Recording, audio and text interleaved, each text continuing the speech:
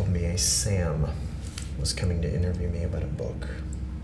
I am Sam. Samantha, actually. And yes, I'm here to interview you for my book. Okay, Samantha. Is the fact that I'm a woman gonna bother you, Mr. White? No, not at all.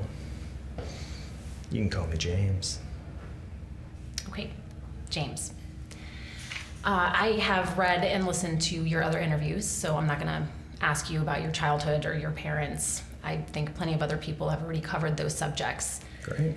I'm interested in the killings themselves, your process and what was going on in your mind.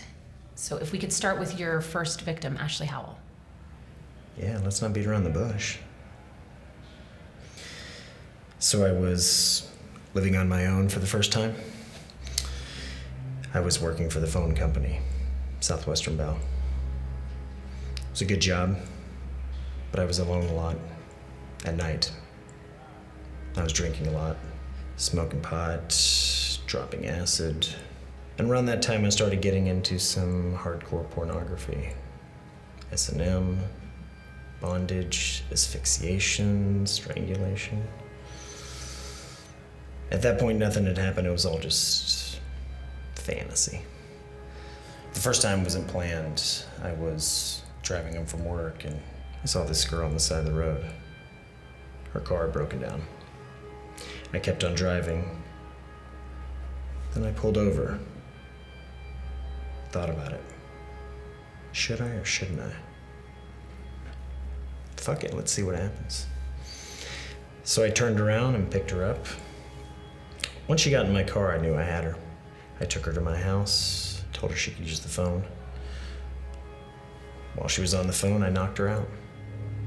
Dragged her body to the back bedroom, tied her up, strangled her with a pantyhose, and fucked her on my bed.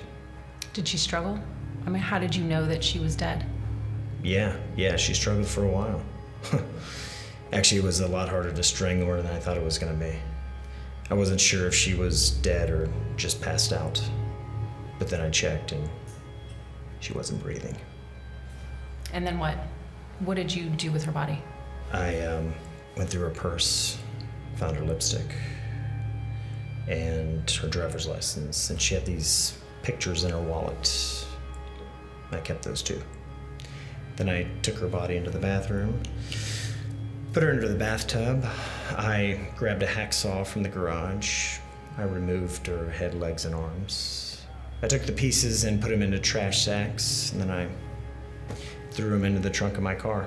It was still light out at that point, so I waited until about 2 a.m, and I drove west past Sand Springs and threw her into the Arkansas River. Why did you do it? Why? And what did it feel like during? I wanted to have complete and total control over someone, to not have to consider their wishes. And lust.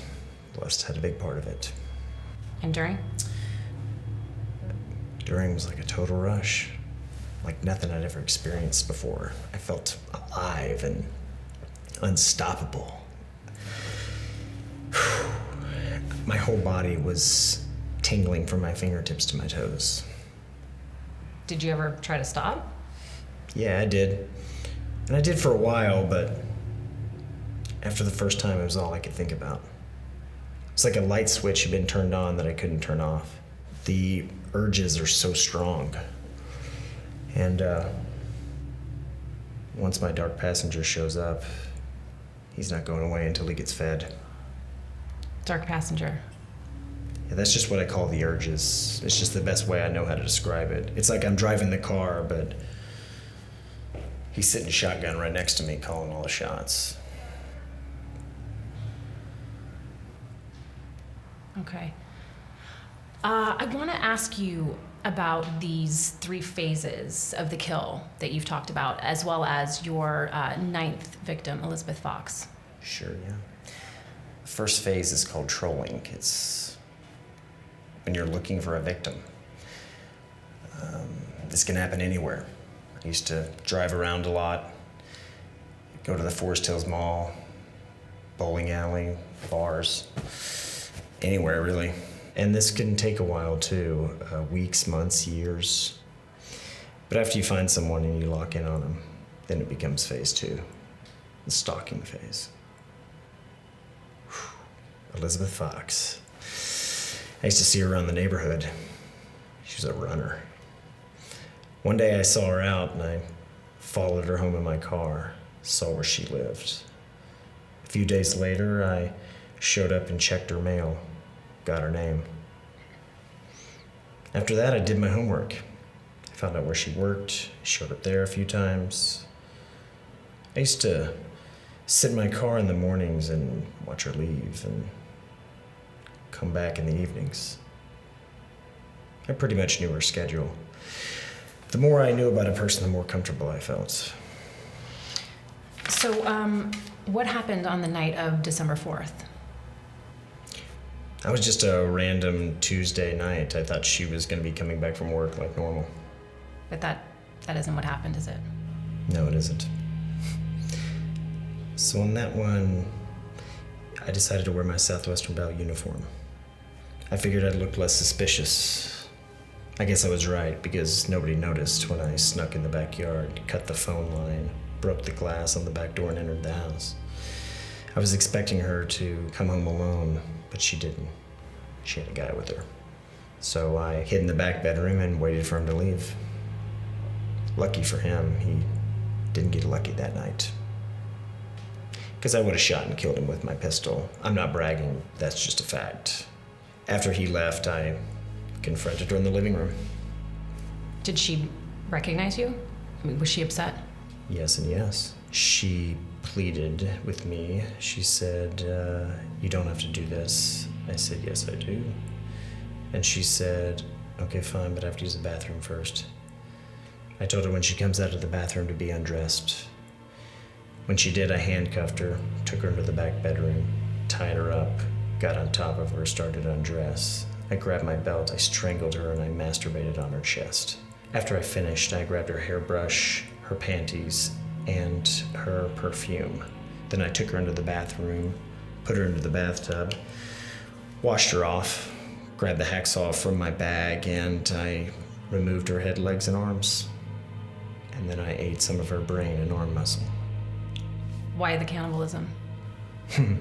At that point, I was absolutely out of control. It was taking more and more deviant behavior to satisfy my urges.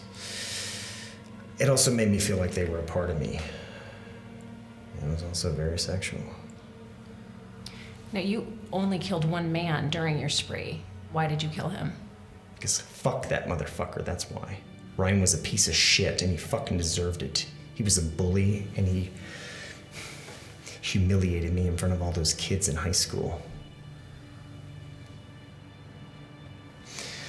So I decided to humiliate him. I slit his throat, watched him bleed out on the concrete as he begged for his own life.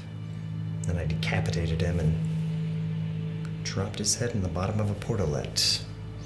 I wanted people to piss and shit on his face. But Brian had a family. You know, he had a wife and 2 children. He was also an award-winning pediatrician. La-di-fucking-da.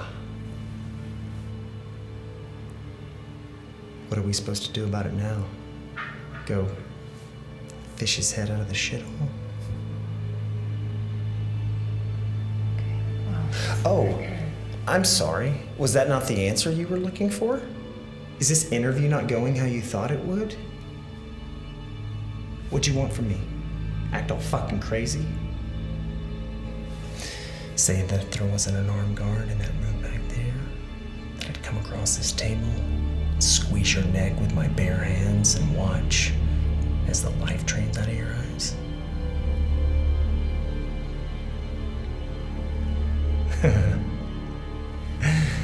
Yeah, I'm not gonna do that.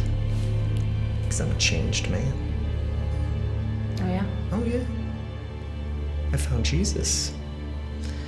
For God so loved the world that he gave his one and only Son, that whoever believes in him shall not perish, but have eternal life. Oh, wow. You know John 3:16. Good for you. It is good for me. You know why? I love this Jesus shit. Do whatever you want, as long as you ask for forgiveness and have Jesus in your heart.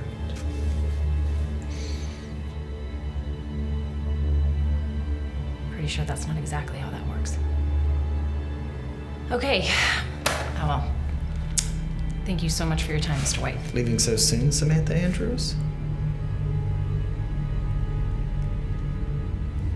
How'd you know my last name? Let's just say I did my homework.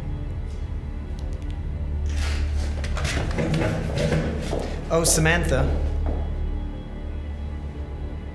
I'll see you soon.